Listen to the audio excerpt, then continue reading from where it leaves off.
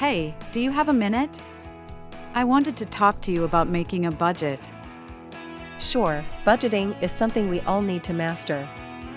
What's on your mind? Well, I've been trying to get my finances in order, and I thought it would be helpful to get some advice. How do you usually go about making a budget? I'm happy to share what I do. First, I start by listing all my monthly expenses, like rent, utilities, groceries, and so on. Then, I calculate my monthly income. Got it. What's next? Once I have the numbers, I prioritize my expenses based on essentials, like bills and savings, and discretionary spending, like dining out or entertainment. This helps me see where I can cut back if needed. That makes sense.